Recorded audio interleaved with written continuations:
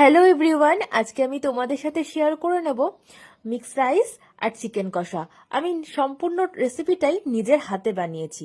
চলো তোমাদের সাথে শেয়ার করে নিই। এখানে দেখো আমি সবজি কেটে নিয়েছি মিক্সড রাইসের জন্য। আর দেখো এখানে রয়েছে কুচো চিংড়ি মাছ, আর এখানটায় রয়েছে হচ্ছে চিকেন। এই চিকেনটা দিয়ে কিন্তু আমি কষা রান্না করব। আর চিকেন কষা রান্না করার জন্য পেঁয়াজ টমেটো এগুলো সব কেটে নিয়েছি। আর হচ্ছে এখানটায় হচ্ছে ছোট্ট ছোট করে সলিড চিকেনগুলো আমি পিস পিস করে নিয়েছি। এগুলো সব মিক্সড রাইসের মধ্যে আমি দেবো। আর এখানটায় আমি কিছুটা পরিমাণে ডুমো ডুমো করে আলু কেটে নিয়েছি, চিকেন কষার মধ্যে দেবো। আর এখানে রয়েছে কাজু আর দুখানা ডিম আমি লবণ আর একটু গোলমরিচ দিয়ে ফেটিয়ে নিচ্ছি। এখানে হচ্ছে চিকেন কষার জন্য আলুটা খুব ভালো করে ভেজে নিচ্ছি। আর এখানে কড়াইয়ের মধ্যে গোটা গরম মশলা আর বাসমতি রাইস আর 2 চামচ মতো সাদা তেল দিয়ে দিয়েছি।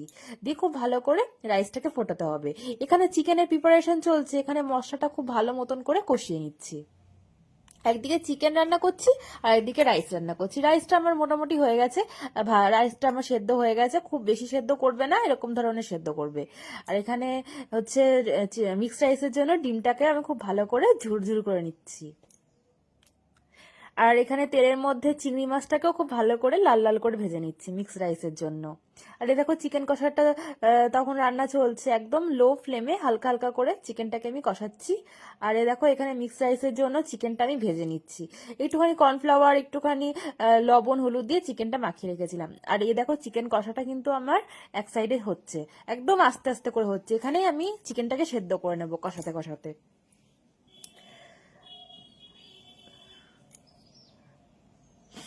তো এখানে দেখো কুচনো চিংড়ি মাছ, ডিম, তারপরে আলু গাজর এগুলো সমস্ত কিছু ভাজা হয়ে গেছে। আর এখানে চিকেনটা কিন্তু কষানো হচ্ছে, প্রায় রান্না হয়ে আসছে।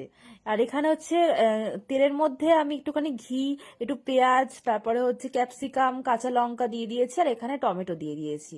এটা হচ্ছে রাইসের জন্য প্রিপারেশন নিচ্ছি আমি।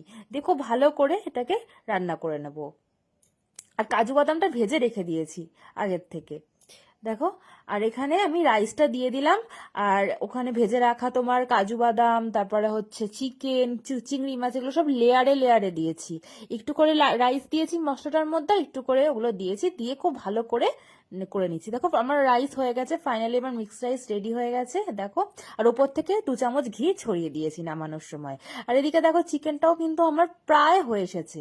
এ দেখো চিকেনটা ফুটছে। চিকেনটা আমি আরেকটু শোকাবো, একদম কষা কষা করবো চিকেনটা। তো ফাইনালি আমার মিক্সড রাইস আর চিকেন কষা রেডি হয়ে গেছে।